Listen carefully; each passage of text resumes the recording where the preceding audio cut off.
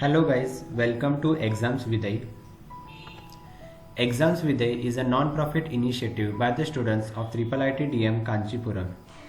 Today we are going to learn nuclear physics, the study of interactions taking place at atomic nuclear level. First, we will be introduced to radioactivity, then its types and units, followed by the radioactive displacement law.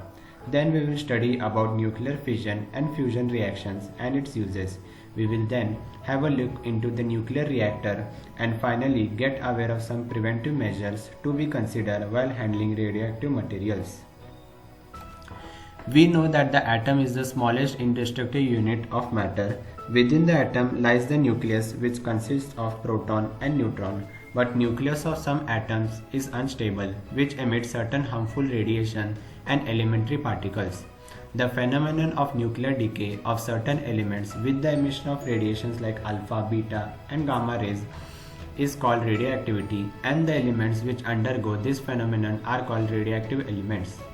Radioactivity was discovered by Marie Curie and Pierre Curie in pitchblende, a mineral.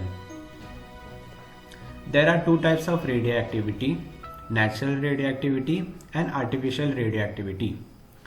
The phenomenon by which certain elements exhibit spontaneous radioactivity on their own is natural radioactivity. Generally, elements whose atomic number is more than 83 undergo spontaneous radioactivity. The examples are uranium and radium. Although technetium and promethium are the two elements which have atomic number less than 83 and yet exhibit radioactive nature. Currently, there are 29 radioactive substances discovered, most of them being rare earth metals and transition metals.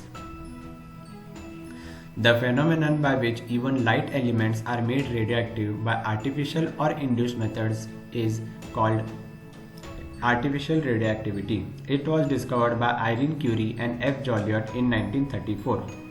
As we can see in this example, when lighter elements such as boron is bombarded with alpha particles like neutron, they undergo disintegration to produce helium and lithium atoms.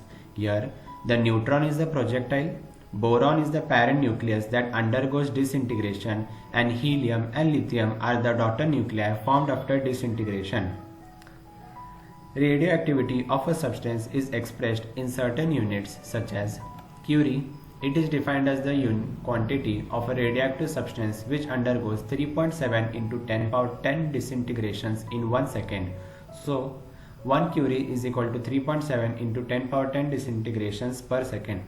Rutherford, it is defined as the quantity of a radioactive substance which produces 10 power 6 disintegrations in 1 second. So, 1 Rutherford is equal to 10 power 6 disintegrations per second.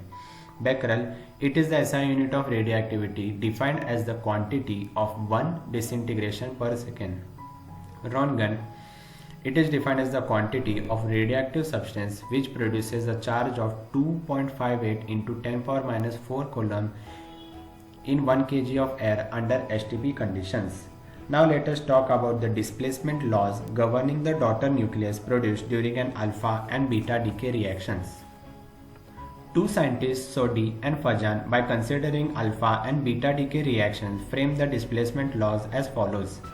The first law is regarding the alpha decay reaction, which says that when a radioactive element emits alpha particle, that is the helium atom, the daughter nucleus formed has the atomic mass, which is the sum of protons and neutrons in an atom, is reduced by 4, and the atomic number, which is number of protons, is reduced by 2 than those of the parent nucleus. The second displacement law is regarding beta decay reactions, which says that when any radioactive element emits beta particle, the atomic number of the daughter nucleus increases by 1, while the mass number remains same as that of the parent nucleus. Here is an example where uranium-235 atom decays to thorium-231 and emits an alpha particle. So this is an example of alpha decay reaction. While here the same uranium-235 decays into neptunium-235 and emits a beta particle. So this is an example of beta decay reaction. Note the change in atomic and mass number. Now let's move on to nuclear fission and fusion reactions. The process where a heavier nucleus such as uranium, plutonium, thorium splits into two smaller nuclei, as a consequence of which large amount of energy is released along with a few neutrons, is called nuclear fission. The average energy is released of order 3.2 into 10 power minus 11 joules. As shown in the figure, when a neutron is projected on a U-235 atom, it gets split into barium and krypton atoms, and 3 neutrons along with about 210 mega electron volts of energy is released. Atomic bomb uses the application of nuclear fission. Atomic bomb like those used during Hiroshima and Nagasaki incident in Japan was based on the application of uncontrolled chain reaction. As we have seen earlier that in the fission reaction of U-235, 3 neutrons are produced. These 3 neutrons can cause fission in other 3 U-235 nuclei and further produce 9 neutrons, and in turn these 9 neutrons can produce 27 neutrons, and this process goes on. This process is known as chain reaction. There are two types of chain reaction. The one where the chain reaction is controlled by absorbing the extra neutrons is controlled chain reaction, and the one where the number of neutrons keeps on multiplying indefinitely and causes fission in a large amount of fissile material is uncontrolled chain reaction. This results in the release of a huge amount of energy within a fraction of seconds. We just saw that the atomic bomb is based on uncontrolled chain reaction. The process in which two lighter nuclei combine to form a heavier nucleus is termed as nuclear fusion. In this example, we have a deuterium and tritium atom that fuse together to form helium atom and a neutron, generating an amount of energy which is very large in quantity in the process. Its application is used in making of the hydrogen bomb, which is an explosive device to release a very large amount of energy by the fusion of light nuclei.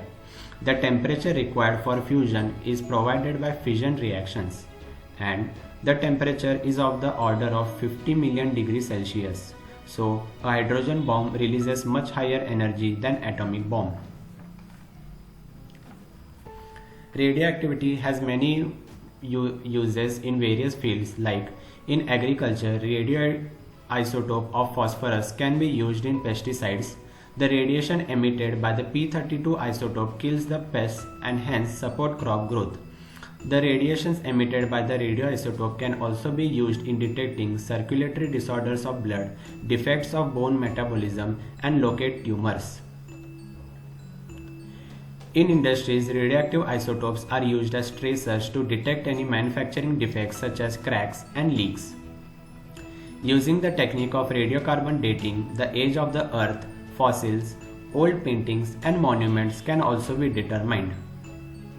Now let's have a look into the nuclear reactor. A nuclear reactor is a device in which the nuclear fission reaction takes place in a self-sustained and controlled manner to produce electricity. It was first built in Chicago, USA in 1942.